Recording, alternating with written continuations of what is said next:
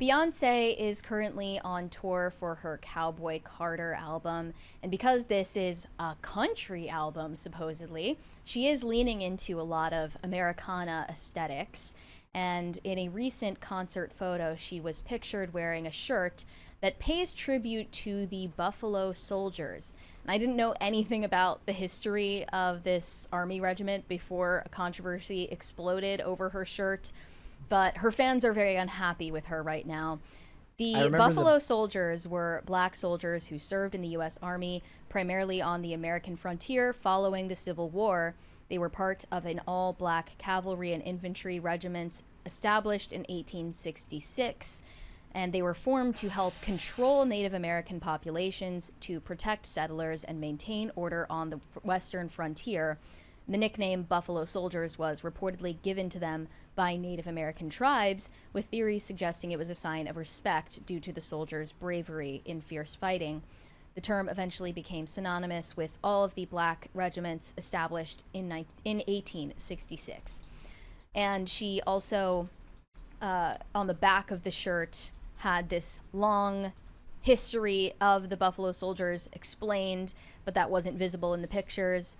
Her fans are deeply disappointed in this erasure of Native American tribes. You can't celebrate Americana and believe in intersectional politics. Yeah. It's going to come into conflict. Their argument is essentially that the Buffalo Soldiers were used by the government to enact genocide on indigenous populations in the frontier. Her fans said, "Beyonce is one of my all-time favorite artists. I'm so upset. Why is she glorifying the genocide of indigenous Americans? The Buffalo Soldiers were used to ethnically cleanse indigenous people from Turtle Island."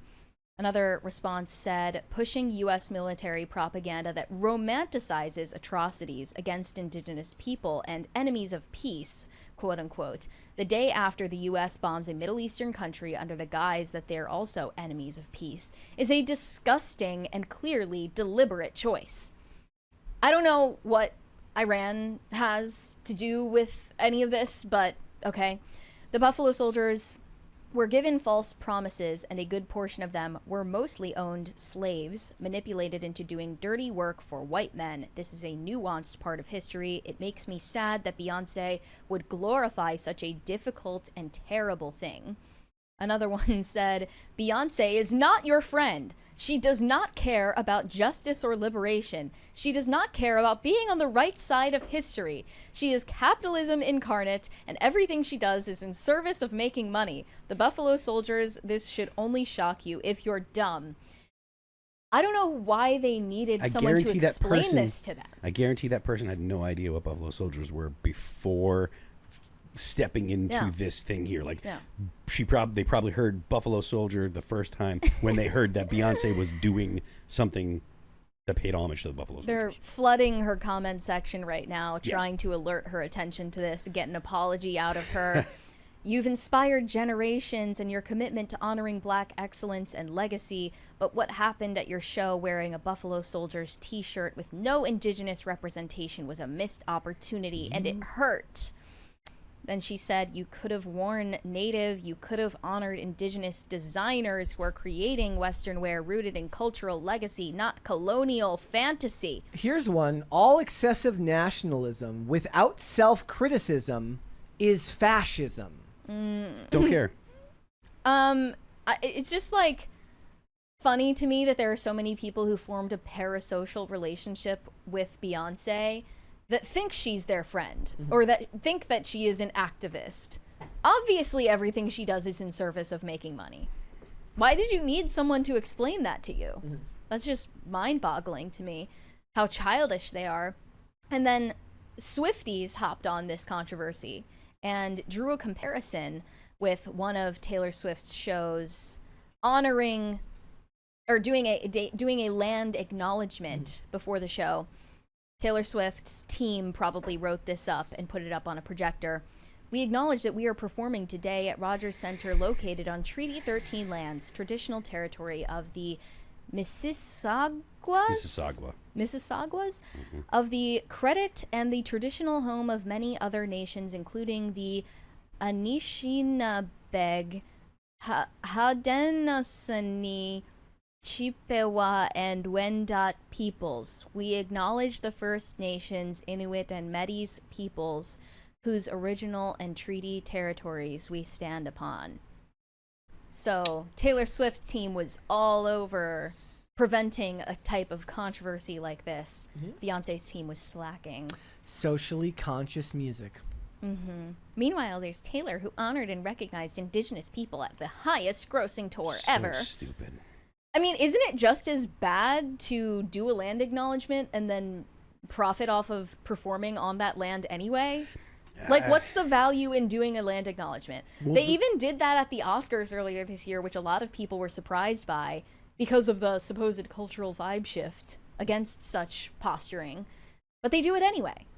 This isn't a new thing, and it's not going to go away anytime soon. Yeah. No, it's not. It's not going to go away anytime soon. But it is likely going to go away. When? I just said not anytime soon. I see no signs. Well, I think that there's a significant portion of the population that's really tired of this stuff. You do see if there was no chance of it going to go away, or there was no chance of it going away, then you wouldn't see people stop doing it. You would only have more and more people doing it. Now there are not as many land acknowledgements, and this type of stuff is only done with the most politically active entertainers. You don't see it from everybody, and you don't see it all the time, and you see it less now than you ever have, or than you have since it kind of became a thing.